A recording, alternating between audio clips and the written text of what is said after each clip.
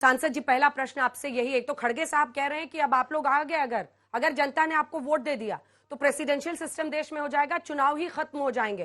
Putin और मोदी को वो बराबर खड़ा कर रहे हैं। और दूसरी तरफ कितनी बार गले लगाइएगा, मतलब वो आदतन वादा करते रहते हैं, आप आदतन गले लगाते रहते हैं, आदतन वो छोड़ते रहते हैं, आप आदतन वापस उनको बुलाते रहते हैं।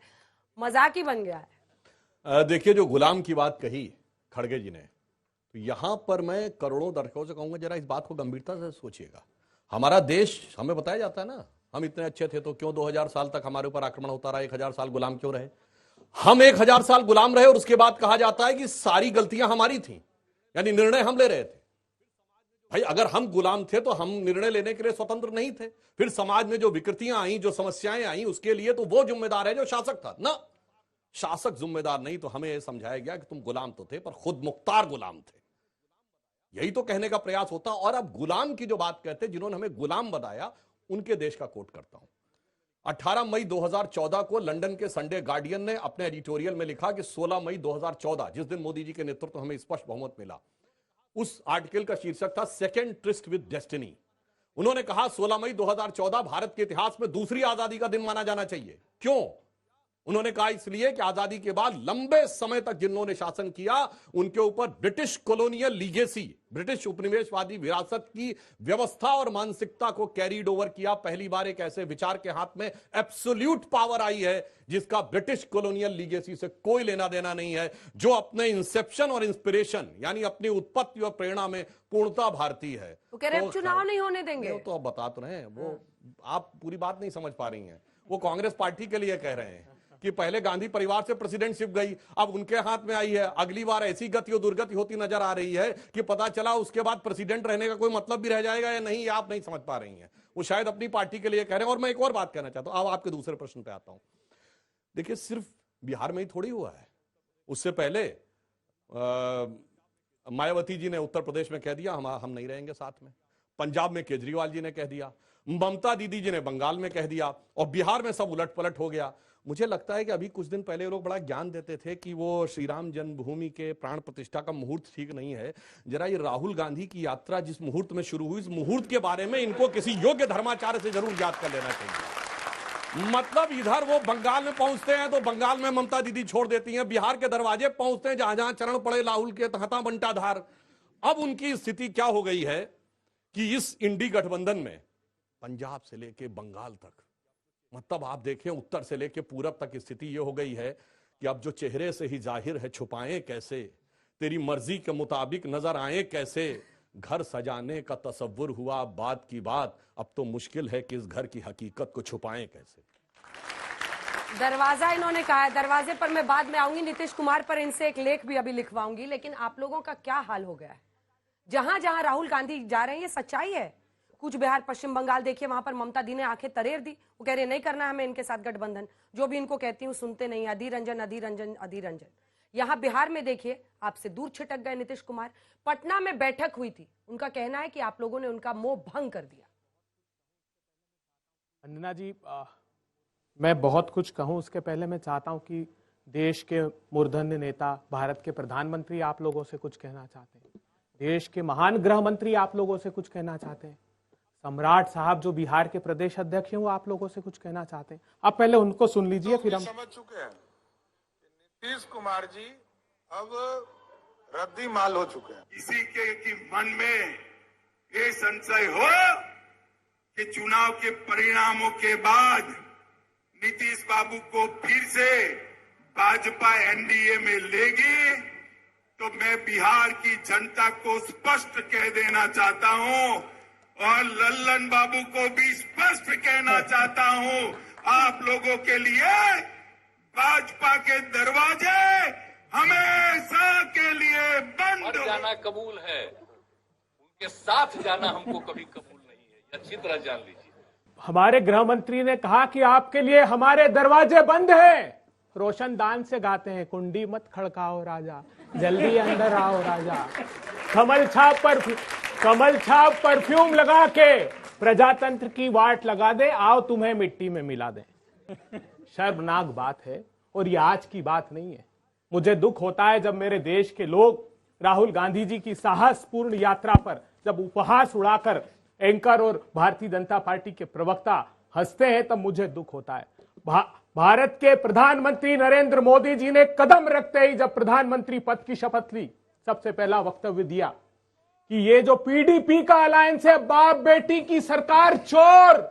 उसके बाद उनके साथ गठबंधन कर लिया। महाराज जाते हैं नेशनली करप्ट पार्टी, ये शरद पवार की पार्टी को नेशनली करप्ट बताते हैं। 8 दिन पहले उनके भतीजे अजीत पवार पर आरोप लगाते हैं, कहते हैं कि आकंठ भ्रष्टाचार में डूबा हुआ है, उसको गले लगा लेते हैं, सारे पाप धुल जाते हैं। आज नीतीश कुमार जी के लिए 8 दिन पहले सदन की कही हुई बात पर कहा कि बेटियों के लिए इतनी अभद्र भाषा का प्रयोग किया कि शर्मसार कर दिया। प्रधानमंत्री जी, जरा शर्म नहीं आई आपको? अरे शर्म भी शर्म से शर्मा गई जब निर्लज्ज कुमार की बात आ गई। मैं नीतीश कुमार नहीं, निर्लज्ज कुमार कहता हूं। गिरगिट भी शर्म से शर्मा जाता है जब नीतीश कुमार का जिक्र आता है। और भारतीय जनता पार्टी के प्रदेश अध्यक्ष सम्राट चौधरी कहते थे कि सिर की पगड़ी जब तक नहीं उतारूंगा, जब तक इनकी सत्ता को उखाड़ कर नहीं फेंक दूंगा। और शर्मसार करते हुए वह मंत्रिमंडल पद की शपथ लेते हैं उसी पगड़ी के साथ। न इनको पगड़ी की चिंता है, न देश की चिंता है, सिर्फ सत्ता की भूख मिटाती है। ये किसी भी स्तर तक चले जाएंगे। तो क्या हुआ था जब 9 अगस्त को आप लोगों ने गले उनको लगाया था, तब पता नहीं था कि गिरगिट जैसे हैं या कौन से जानवर जैसे हैं? बहुत अच्छा प्रश्न आपने किया। अच्छा, ये एक भी आरोप सच्चा पता नहीं था नीतीश कुमार इस स्तर का एक, अच्छे से ज्यादा देखिए, तब आपको कुर्सी दिख रही थी? कुर्सी नहीं दिख रही थी। हमने तब भी कहा था कि जो जहां जितनी सक्षमता से लड़ सकता है साथ में लड़े। ये सवाल भारतीय जनता पार्टी ने खड़ा किया। नहीं, समझे नहीं। नीतीश कुमार के लिए 8 अगस्त 2022 यादाश्त में ताजा कर दूं, क्या हुआ था? इनसे ब्रेकअप हुआ था जी, नीतीश कुमार। फिर क्या किया था आप दोनों ने? नहीं तो हमने कहा चलो सर मिलके सरकार बनाते हैं, आओ नीतीश आओ, आप फिर से मुझे छोड़ के जाने के लिए। हम इसलिए कह रहे हैं, खड़गे जी से आगे कहना चाहता हूं, नॉर्थ कोरिया किम जोंग का नाम देखिए कहां ले गया। मैं 887 सांसद चुने, एक ही व्यक्ति खड़ा होता है उसका, उसी को वोट देना होता है। 99% वोट उसको मिलते हैं। सिंगल पार्टी और एक आदमी।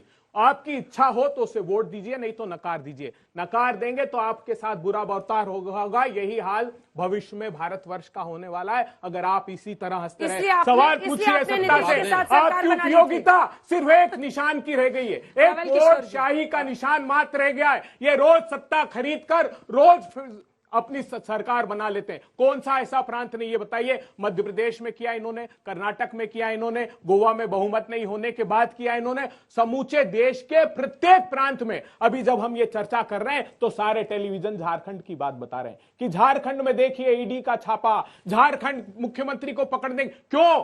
क्योंकि इनको पता है कि नीतीश बाबू को गले लगाने के बाद जो बदनामी बिहार में हुई है, कि इसके बाद जो बची कुछ सीटें इनकी 16-17 पिछले बार आई थी वो भी नहीं रही थी। नीतीश के साथ गले लगने के बाद 5 सीटें। बस एक छोटा सा उनसे जवाब ले लें।